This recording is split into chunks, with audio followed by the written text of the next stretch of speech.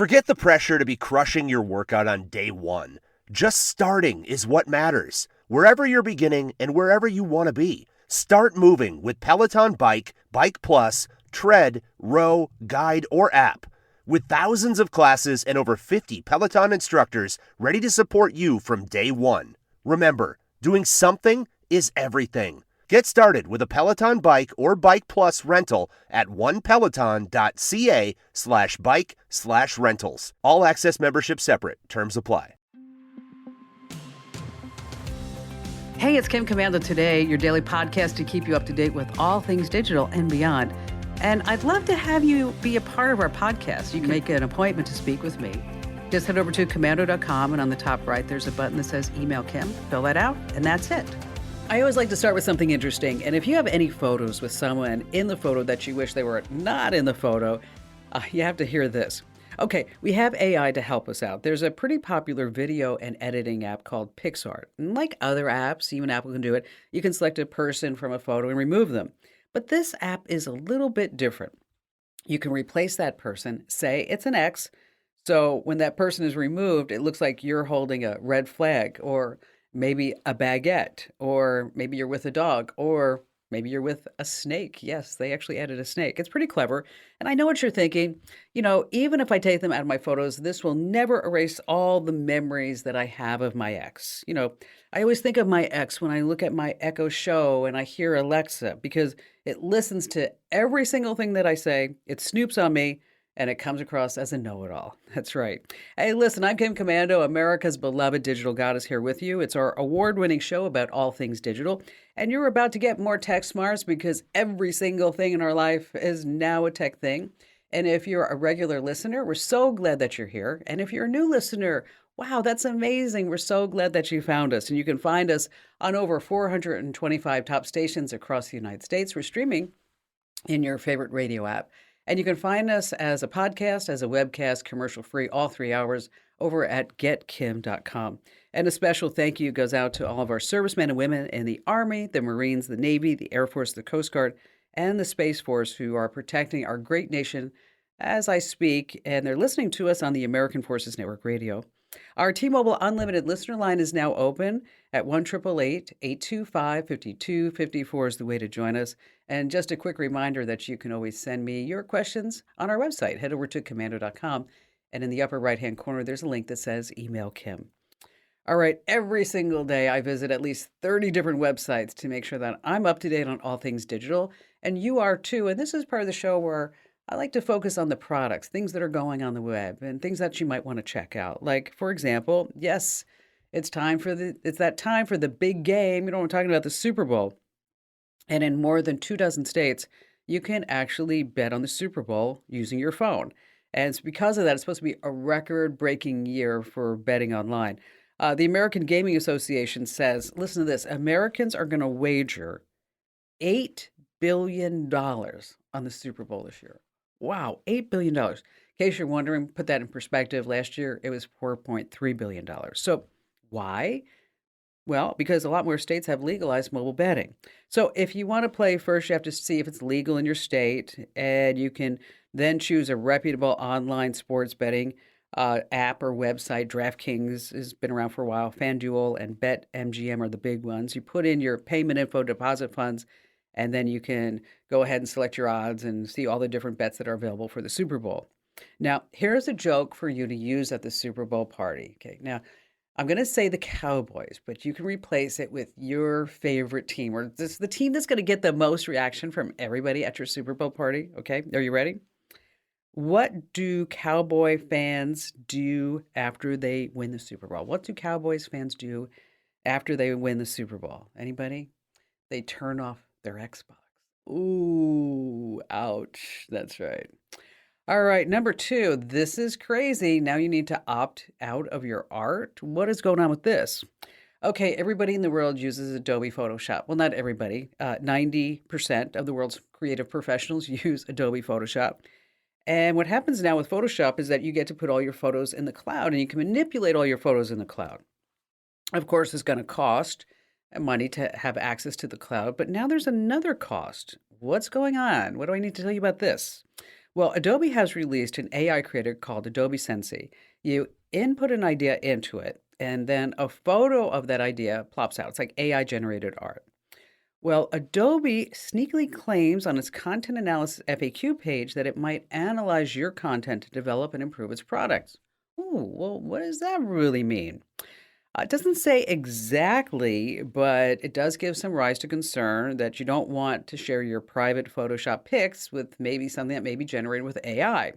So, what I want you to do is to opt out. You want to log into your Adobe account, go to privacy and personal data, and then turn off content analysis. Again, your Adobe account, privacy and personal data, and then turn off content analysis. That's a little sneaky, guy. All right, number 3 is a little geeky on our list of 5 things, but I know that you guys and gals can handle it. We're going to start with MTBF.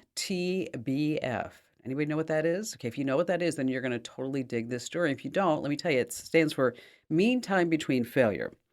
A new study from Data Blackbase, they took a look at time's impact on hard drive failure rates. Okay, not a shocker. How often do hard drives fail? And typically, they say it used to be 5 years, and guess what? Older hard drives are more likely to fail. Okay, yeah, duh, we all knew that. But this gets really interesting. The older and smaller the drive is, the higher the annual failure rate. So, a 4 terabyte drive that's over 6 years old failed more often than a 16 terabyte that was a year old.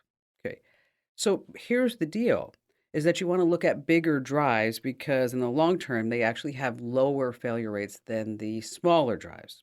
And let's just stick with a geek joke to go along with all this, okay? The FBI, they're raiding an alleged spy's apartment. When they discover a hard drive, it's labeled KGB. Oh, gosh, and one of the agents, they holds it up with a look of confusion, and they say, why wouldn't they just write 1 TB? Like KGB Russian 1 terabyte. Ooh, tough crowd. Okay, let's move on. Number 4, why go to the movies when you can sit on your butt at home and watch the same thing? Is it the big screen? Yeah. Better audio? That's probably it. So Netflix knows this, and they also know that you're watching its shows and movies on possibly any device that you can imagine, your laptop, your tablet, your Echo Show, whatever it may be, your phone. So this past year, it's starting to use a spatial audio system that didn't need to be connected to a TV. But now Netflix is making available for 700 of its titles. So you have to pay a premium version of the Netflix subscription, of course. But if you watch Stranger Things, you might have noticed the movie quality sound was a lot better. And it works like this. It's called spatial audio. And it's supposed to be this dynamic 3D experience that is just going to immerse you inside the movie. The sounds are directional. So you just are all immersed in whatever you're watching. And so it looks like Netflix is going to also start gaining subscribers after making the freeloaders who are sharing passwords pay up. That's right, you're off. Then again, I've seen Stranger Things. Number 5, look up in the sky. It's not a Chinese spy balloon. It's an actual UFO. What's going on? The U.S. government is now aware of over 500 new cases of UFO sightings by our troops since 2021. And now there's a new app to report UFO sightings. A company by the name of Enigma Labs just launched an app that lets you submit reports of unidentified objects in the sky. And they say that they want to take UFO reports more seriously. It wants to find definite patterns so people who've seen them feel a little bit less alone and maybe less crazy. So if you think that you have seen a UFO, you're going to fire up the app, and then it has AI. It's going to analyze the photos, videos, witnesses, rate reports, and it's by invite only right now with the app. But you can submit a UFO sighting to its website.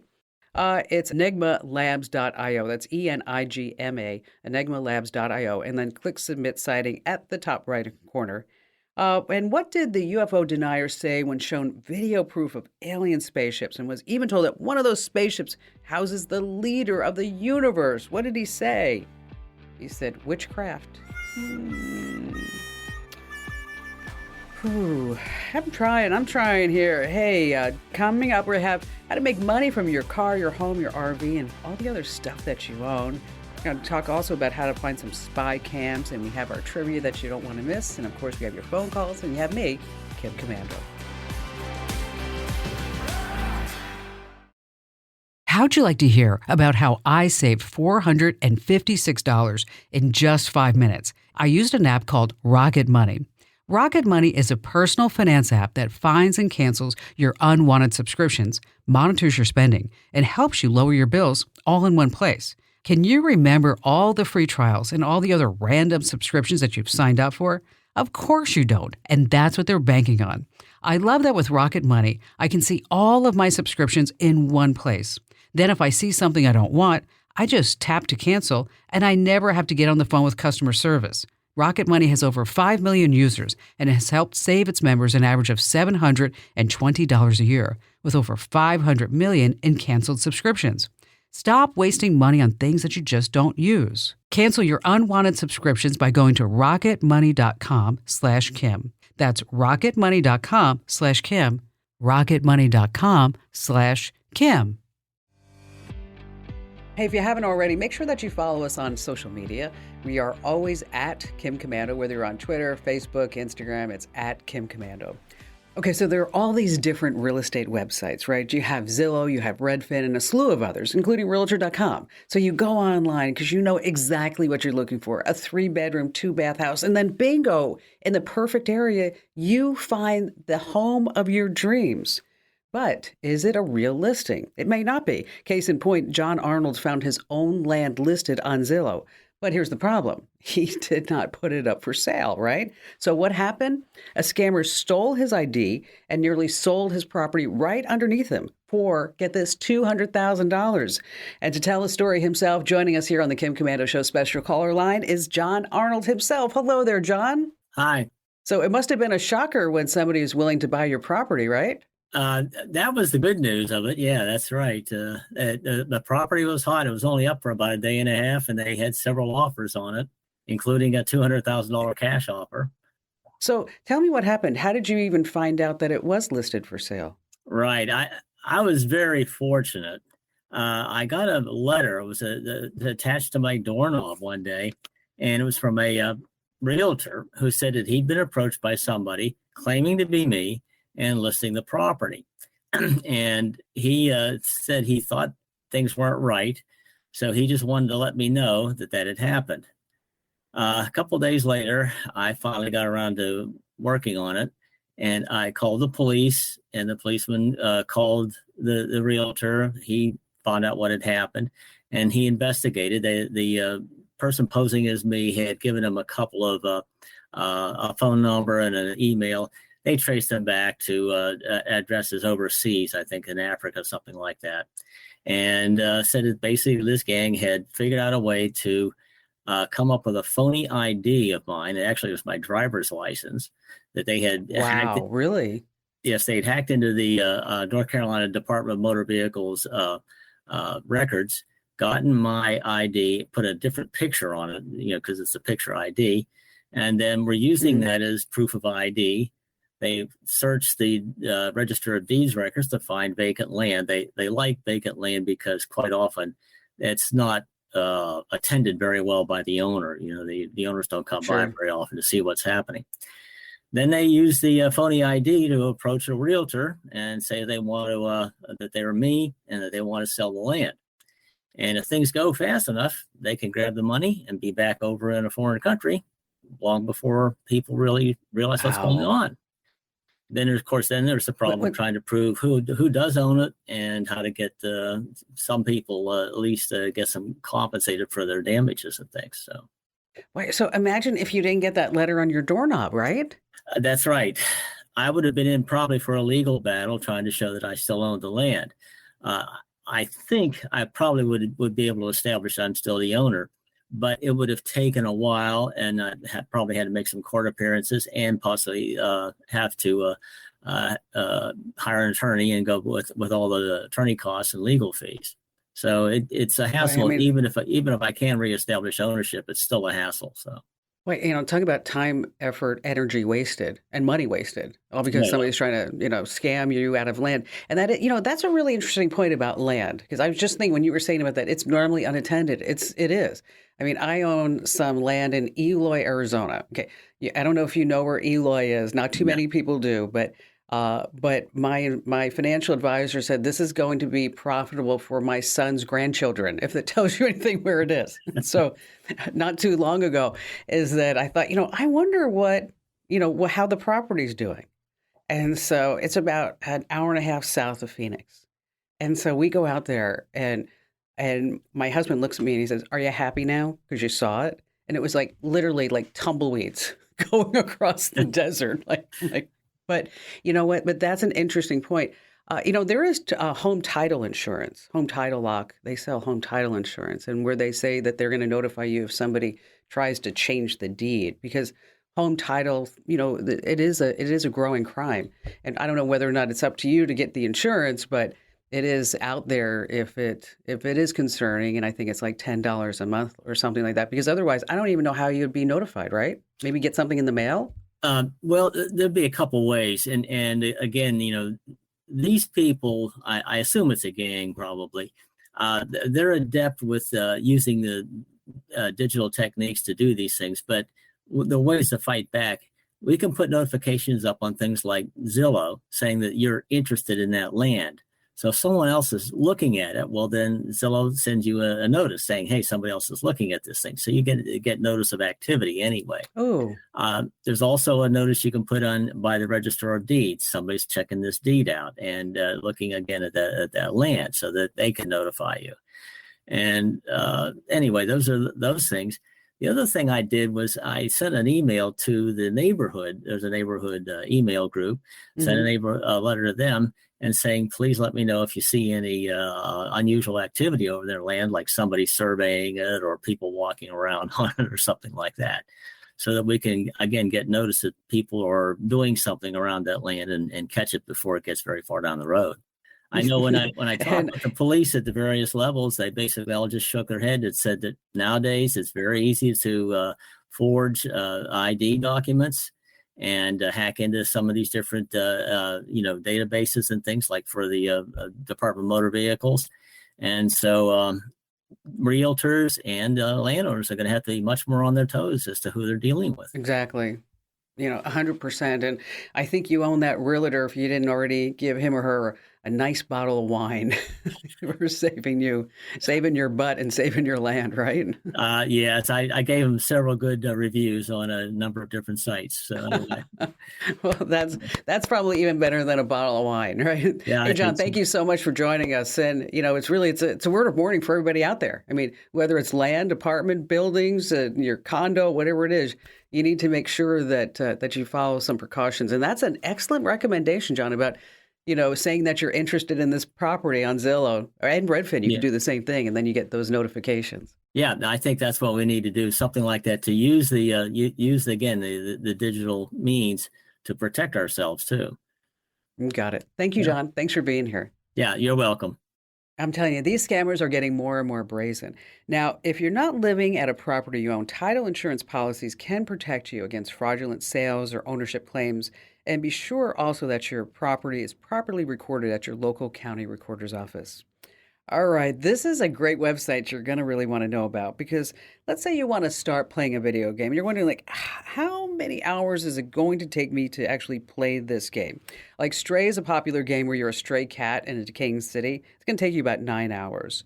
Let's see, Xenoblade Chronicles 3 on the Switch is going to take you 154 hours. Spider-Man going to take you 4 hours to play the game on a PlayStation. Elden Ring is 131 hours. That's a long time. So here's the deal. To check how long it's going to take to beat these games, you can drop by the site howlongtobeat.com. Once again, that's howlongtobeat.com. All right, coming up, we have our trivia question of the week. It's a tough one, so make sure that you have your thinking cap on. And we have so many more of your phone calls, and of course, you have more of me with some great tips and tricks. Kim Commando.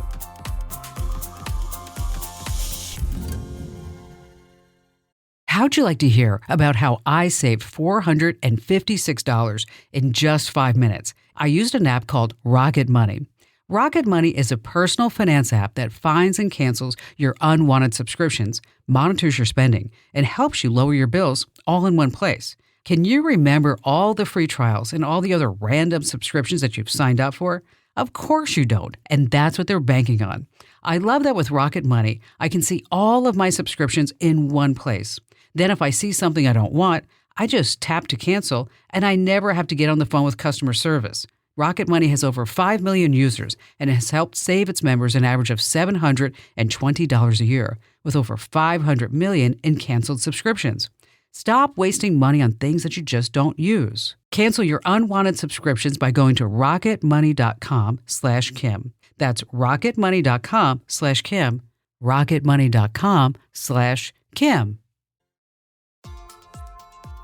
Hey, it's time now to do our trivia, what I like to call Commanding the Tech World Trivia Contest here on the Kim Komando Show. And this week is brought to us by Epson. So yes, Commanding the Tech World Trivia, because we've all seen how the world has changed because of technology. But do you actually know the backstory? Those little fun facts, the hidden secrets that makes this digital world go round and round. Now, Commanding the Tech World Trivia, we always have a special guest contestant who is just, wow, they just are going to win a fabulous prize. I'm talking about an original prize. Yeah, I know you want it too. It's the Kim Komando Show Fanny Pack, valued at, I think, $29.99. And joining us this week is Tammy in beautiful Scottsdale, Arizona. Hello there, Tammy. Hi, Kim. What do you do there in Scottsdale? I work in a spa. Oh, great. Oh, So you're always calm and relaxed because you're always listening to that wonderful music, right? Two different worlds. I work in a spa, and I love technical things, and I just want to be you. Oh, well, thank you, Tammy. Thank you. I'm addicted to your podcast and your videos, so. Awesome. Well, I really appreciate that. Well, in the trivia today, we're going to be talking about Windows. Do you use a Windows or a Mac? So I have a Windows, but it's broke. Okay. So we're going to be getting a Mac soon. All right. I have an iPad. Oh, perfect. Okay. Microsoft has launched several successful products, right? Where they have like Microsoft Windows, right? Microsoft Office Suite. Of course, there's the Xbox, super successful product. The Microsoft Surface. A lot of people are really loving the Surface. Visual Studio is maybe a product you're not familiar with because it's actually used by developers to build software for Windows and mobile platforms and the web. And then there's Microsoft Bing. Not quite Google, right? But a lot of people still use Bing. But Microsoft has also had its share of failures because not everything has panned out to be gold in those Seattle hills. So for this trivia question, Tammy, I'm going to give you a list of Microsoft failures. So it's up to you to tell me which one was not a failure, which one wasn't one of their products, okay? Oh, boy. So let's go with, we have, there's 4 different Microsoft products. And so it's up to you to pick the one that was not the failure that came out of Microsoft, okay? So the first one is the Microsoft Zune. That was a digital media player, and it was trying to compete against the iPod and iTunes, and it just didn't work. Okay. The next one is the Microsoft Kin. This was a smartphone that Microsoft said, hey, we're going to give it to kids. But the problem was that the Microsoft Kin phone was more expensive than any other phone on the market. And people are like, I don't think so. Microsoft also had the Microsoft Band, and that was a fitness tracker that had mixed reviews, and it was actually discontinued because nobody really wanted to buy a fitness band from Microsoft. And then finally, the Microsoft Lisa. It was put out in 1983, and it was the first PC to have what we called a graphical user interface. So which of these failures for Microsoft was not really a Microsoft failure? Was it the Microsoft Zune, the Microsoft Kin, the Microsoft Band, or the Microsoft Lisa? Which one? Which one was it? The Band. Okay, so you're going to say that the Band was not a failure by Microsoft. And so that's your final answer, Tammy. So let's go ahead and ask our judges, is Tammy right or wrong? That figures. Sorry, Tammy. Sorry. I've never even heard of any of them. Okay, well, that's because they're all failures. They came to market and then poof, they were gone. The Microsoft Lisa, that was actually the Apple Lisa. That was they had an Apple Lisa computer. But Microsoft did have something called Bob. I don't know if you ever heard of Microsoft Bob. No. It was just a complete failure. It was put out in 1995, and it was like this cartoonish thing that was supposed to make Windows easier to use, and it was just like a big old flop. So I'm sorry, Tammy, you did not. So they were all failures then? Yes, the Zune was a failure. Yes, the kin. All right. Maybe it was a trick question. Okay. All right. Go ahead. Let's give Tammy the official Kim Commando Show fanny pack. Yes. Yes. You got it. All right. I know you have a question for me, so how can I lend a hand? Okay, so I do. I have an iPhone, and on my iPhone, I have probably thousands of videos and photos.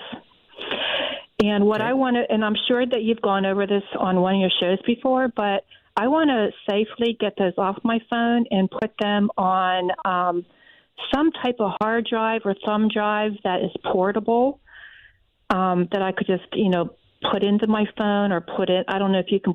The only thing I have is an iPad. I don't know if maybe I need to get another computer, or so. What is the easiest way to do that and organize my videos as well? So are you running out of space on your phone? I'm not, but every month I keep on paying for more Google space. Oh, for Google Space. Yeah, or iCloud. So you're not iCloud space. Oh, you're using Okay, you're using iCloud. Okay, so here's the thing, is that I never want you to put your precious memories and all the screenshots and all the pictures of your food and all the videos that you might have on your phone ever on a stick and think like, wow, that's really smart, and that's always going to be a safe thing to do. Okay. Because those little thumb drives, they don't last forever. And then the other problem is that, people lose them because they're so small. Or they put them in a desk and then they forget that's in the back of the desk. And so what you want to do is always keep your photos and videos in the cloud. And there are different places you can do it. You can put it on. A lot of people don't realize that, on Amazon, you can actually store your photos up there for free as part of your Prime account. And then there's, of course, iCloud, which is the easiest. I will tell you right off the bat, the couple of bucks that they charge a month is... And for me, it's worth it because I know that they're always going to be accessible 24/7, and I don't have to worry about remembering to back it up because everything does get backed up. And it also gives you easier access because when your videos are in the cloud, especially when you start getting into the Apple ecosystem, Tammy, when it's in the cloud, that everything's all synced up nicely. It's going to be synced up on your iPad. It's going to be synced up on your iPhone.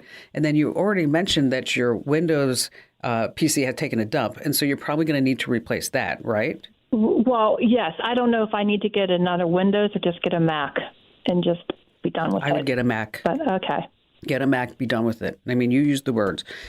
Simply because now that you have everything all in that Apple ecosystem, it just truly, I'm telling you, it just truly makes a life a lot easier because you're not trying to sync things across different devices. So just go ahead and maybe delete some of the duplicates. So maybe your iCloud account isn't so big. Maybe there are some videos that are being stored that in your iCloud account, because those are going to take the most storage.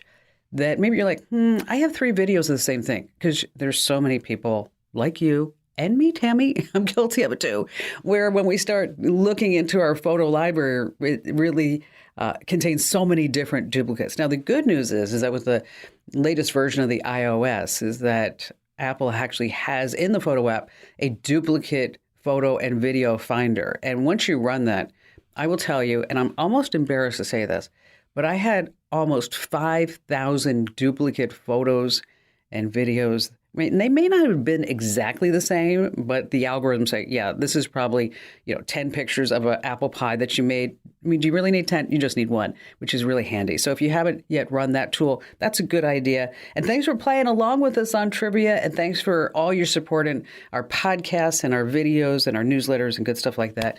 And we certainly appreciate that because, hey, more the merrier. And thanks for being with us today, Tammy. If you haven't done this already, make sure that you are also checking to see which photos and videos are taking up the most space on your iPhone. It's under Settings, General, and iPhone Storage. And I'll tell you, you might be surprised how much space some of these videos are taking. You're like, I don't need that. Let's chuck it. And then you get that space back. And then also then you're not paying to have it backed up into the cloud. All right, in this week's Money Tip, it's a little bit different because what we're going to talk about is how you can make money from the stuff that you already have and you can rent it out. So like, for example, let's say that you have some tools, okay, and you don't use the tools every single day. And by the way, if you do go ahead and use this service, they have a protection plan that covers you up to damage up to $25,000. But what you do is you just make an account, you say what kind of tools that you can loan out, and then the site takes 25%, but you're making 75%, right? That's awesome. Let's say you have an RV. It's just sitting there on your driveway or in the back lot of your house. What you can do is put that RV on a site called Outdoorsy, and they pay you within 48 hours of booking when someone rents your RV. Anyway, they're going to take anywhere between 20 and 25%. What about a car sitting in your driveway? Turo, I've used that site myself. And how much you can make at Turo, they say anywhere between $3,000 and $75,000 a year, depending, of course, of what kind of car you have. And they also have insurance to protect you against damage. Of course, we all know that you can rent your home on Airbnb and Vrbo and these other sites. But here's the deal. Have you ever thought about renting a single room in your house? There's a site called PeerSpace, and that's where you can rent places like your kitchen or your backyard. It seems to have mostly influencers that are renting, and they say that they have millions of users. They take a 15% fee. A Gigster is also interesting if you have someplace that might be worthy of a movie production set or even just a commercial set. And finally, you can rent your swimming pool. What? Yes, Swimply. That's right. And that's where you just say, here's my pool, and you can rent it out during the day and maybe at night for parties or maybe no parties. Anyway, these are 5 different ways that you can make money with stuff that's just sitting around your house. And so in case you want links to all of this and much more, just hit our website. That's commando.com. And then there's a link that says Kim Show. All right, coming up, we have more of your phone calls as well as how to find these spy cams here on the Kim Commando Today podcast.